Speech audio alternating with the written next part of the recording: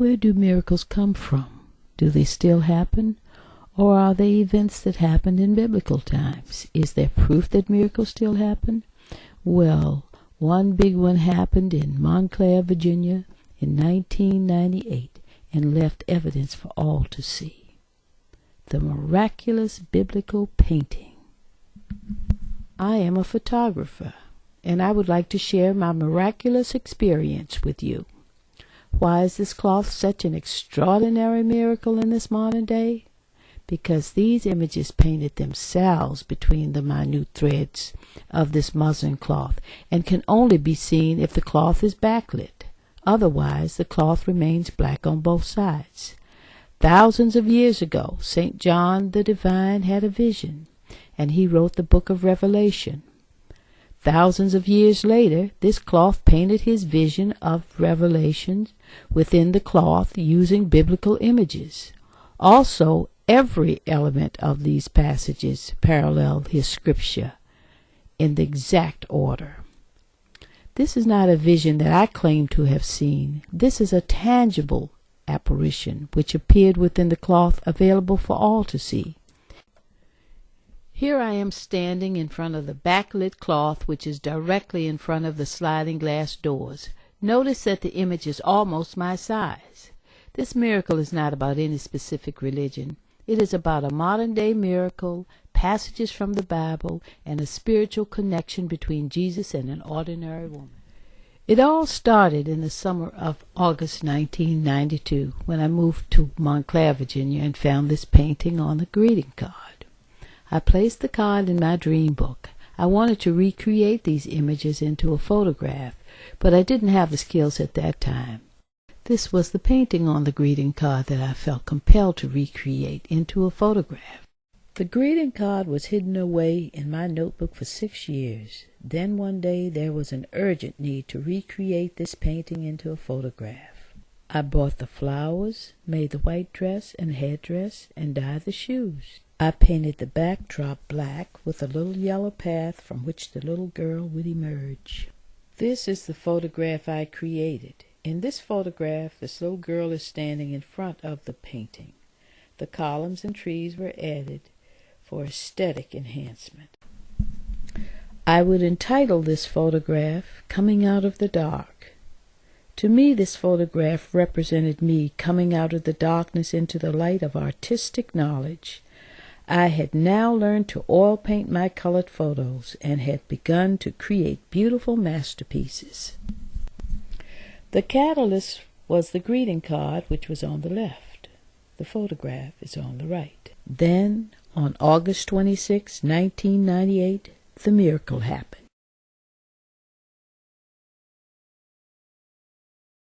The 9 by 15-foot muslin cloth was displayed in front of the sunlit sliding glass doors when unexplained images appeared. And here is a magnificent, miraculous image that appeared in the middle of the muslin cloth.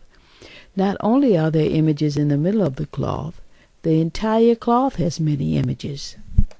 The white that is seen in these images is not white paint. It is the backlight filtering through the thin muslin cloth. There are 3 images within the main image: the white-winged horse, the Virgin Mary, and the serpent's head. The first image found within the main image was the white-winged horse. It is located directly in the middle of the cloth. The horse is outlined on the left. The horse is extracted from the cloth in the right image. On the left is the extracted horse from the cloth, and on the right is an example of what the white horse may look like. The second image in the main image is the Virgin Mary. Reverse that same white horse image becomes the Virgin Mary. In the left image is the Virgin Mary in the cloth, a robed, crowned woman in white, praying with light over her head. In the right image is the image outlined. In the left image is the Virgin Mary found in the cloth. In the right image is a statue of the Virgin Mary, robed, praying, and light over her head. The third image inside the main image is the serpent's head. The white-winged horse and the serpent's head both occupy the same image. The left image is the serpent's head in the cloth. The right image is the serpent's head outlined. The left image is the defined serpent's head found in the cloth. The right image is a comparison of the real serpent's head, the eyes, the mouth, and the tongue spitting out. There are 5 images found in the main image: the white-winged horse, the 3 silhouetted angels, the angel-like image with a sword extending out of his mouth, the horned owl, and the lake of fire, hell. The locations of these 5 images and how they parallel the book of Revelation 19 verse 11 to 20 verse 3. The passages from the book of Revelation are embedded within the serpent's head. It is the white-winged horse along with the rest of these images that parallel the book of Revelation 19 verse 11 to 20 verse 3. The white-winged bearded old horse sits directly in the middle top half of the cloth. The wings are extended upwardly. The horse seems to be charging toward the viewer. And I saw heaven opened, and behold, a white horse. Revelation 19 verse 11. The 3 black silhouetted angels are at the top of the main image. There are 3 angels, 2 kneeling down and 1 angel in the middle. Angels are the members of the army of Jesus. On the left is the image of the 3 silhouetted angels found in the cloth. On the right is the lifelike similarity of the 3 silhouetted angels. And the armies which were in heaven followed him upon white horses, clothed in fine linen, white and clean. Revelation 19 verse 14. And I saw an angel standing in the sun. Revelation 19 verse 17. The white angel-like image with a sword extending from his head is located directly on top of the horse's head. The bottom wings of the middle silhouetted angel create the wing-like black portion of the angel-like image. That is why I see it as Jesus with a sword protruding from his mouth. In the left image is the angel-like image with the sword found in the cloth. In the right image is a similarity to the angel-like image and sword. And out of his mouth goeth the sword, that he might smite the nations. Revelation 19 verse 15. And the remnant were slain with the sword of him that sat upon the horse, which sword proceeded out of his mouth. Revelation 19 verse 21.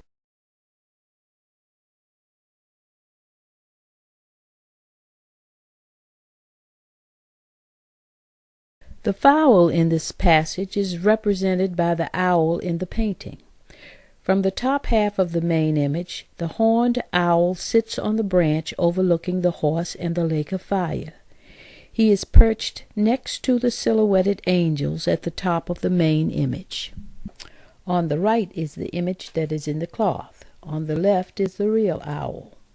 And I saw an angel standing in the sun, and he cried with a loud voice, saying to all the fowls that fly in the midst of heaven, Come and gather yourselves together until the supper of the great God, that ye may eat the flesh of kings, and the flesh of captains, and the flesh of mighty men, and the flesh of horses, and all them that sit on them, and the flesh of all men, both free and bond. Revelation 19, verse 17, verse 18. The lake of fire is located directly under the main image on the bottom of the painting. Only the top half is visible in the image in this photograph. There are silhouetted men in the lake of fire. They seem to be carrying tall objects. The lake of fire is painted mustard yellow, which could represent fire. The jagged edge between the bottom and the top of the image in the lake of fire may represent the flames. The image on the left side represents what the extended image of the lake of fire looks like. The image on the right is the similarity of the fires of hell. And the beast was taken, and with him the false prophet that wrought miracles before him, with which he deceived them that had received the mark of the beast, and them that worshipped his image. These both were cast alive into the lake of fire, burning with brimstone. Revelation 19, verse 20. And I saw the beast and the kings of the earth and their armies gathered together to make war against him that sat on the horse, and against his army. Revelation 19, verse 19. And he laid hold on the dragon, that old serpent, which is the devil and Satan, and bound him for 1,000 years. Revelation 19, verse 20. There are images in the cloth which have direct connections to the following: a Palm Sunday connection, a UFO connection, an angelic connection, and a satanic connection. Miracles do still happen. I am only the messenger and have brought you concrete proof. The images that were seen in this presentation were just too intricate for me to have painted them. A white-winged horse which becomes a robed woman praying, which becomes a serpent's head. I don't know exactly what this cloth means, but I do know that the passages were written thousands of years ago, and now they have been painted in a cloth for all to see. I think this cloth puts us on notice to make a choice. We must choose to live in light or in darkness. What is your choice? Thank you for visiting. Stay kind and loving.